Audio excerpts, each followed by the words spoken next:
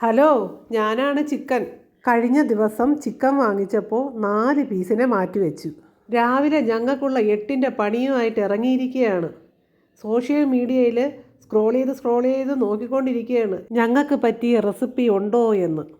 ഞങ്ങളെ പൂശാനായിട്ട് ഒരു പ്ലേറ്റിൽ മുളക് പൊടി, മഞ്ഞൾപ്പൊടി, മസാലപ്പൊടി, പിന്നെ കടയിൽ നിന്ന് മേടിച്ചെടുത്ത ഗരം മസാലപ്പൊടി, ഉപ്പും കൂടെ ചേർത്ത് നന്നായിട്ട് മിക്സ് ചെയ്തതിന് ശേഷം ഞങ്ങളെ 4 പേരെ ഇതിനകത്തോട്ട് തട്ടി അങ്ങോട്ടും ഇങ്ങോട്ടും കറക്കിയും തിരിച്ചും ഒക്കെ ചേർത്ത് മസാലയൊക്കെ പുരട്ടിയെടുത്തു. അപ്പോഴേക്കും ഞങ്ങളിൽ നിന്ന് ഒരാൾ വേർപെട്ടു പോവുകയും ചെയ്തു. ശേഷം ഒരു കടായിൽ പ്യുവർ വെളിച്ചെണ്ണ ഒഴിച്ച് ഞങ്ങളെ 4 പേരെ അതിനകത്തോട്ട് ഇട്ടപ്പോഴേക്ക് എണ്ണ വല്ലാണ്ട് ചൂടായി പുക വരാൻ തുടങ്ങി. അപ്പോഴേക്കും നമ്മൾ പൊട്ടിച്ചിരിച്ചു. അമ്മയുടെ റെസിപ്പി ഇന്ന് ഫ്ലോപ്പ്.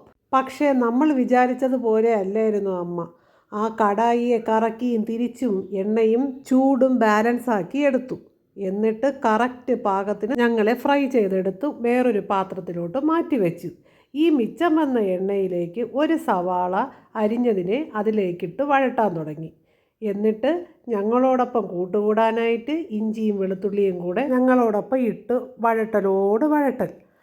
കുറേ നേരം വഴട്ടിക്കൊണ്ടിരുന്നപ്പോൾ ഇത് കണ്ടുകൊണ്ട് നിന്ന കറിവേപ്പില പൊട്ടിച്ചിരിച്ചു. നീ ഇനി പൊട്ടിച്ചിരിക്കണ്ട എന്ന് പറഞ്ഞ് കറിവേപ്പിലയും കൂടെ ഞങ്ങളോടൊപ്പം ഇട്ടു. വീണ്ടും വഴറ്റൽ. പരുവമായെന്ന് അമ്മയ്ക്ക് മനസ്സിലായപ്പോൾ ആ കടായിൽ നിന്നും ഓരോന്നായി കോരി ചിക്കൻ ഇരുന്ന പാത്രത്തിലേക്ക് മാറ്റിവെച്ചു. ഞങ്ങൾക്ക് കൂട്ടായേ വീണ്ടും ഒരു കൂട്ടുകാർ.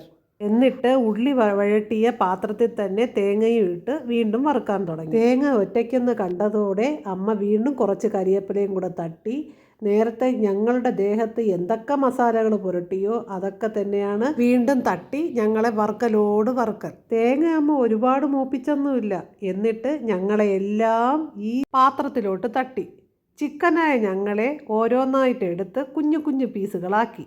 എന്നിട്ട് വീണ്ടും വറുക്കാൻ തുടങ്ങി.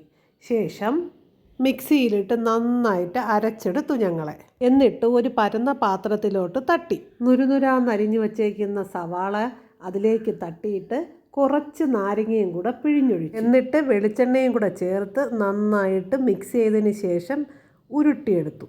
ഞാൻ ചിക്കനിൽ നിന്നും ചിക്കൻ ചമ്മന്തി ആയത് ഇഷ്ടമായോ? ഇഷ്ടമാണെങ്കിൽ ലൈക്ക് ചെയ്യണം, ഷെയർ ചെയ്യണം, സപ്പോർട്ടും ചെയ്യണേ. അപ്പോൾ ബായ്.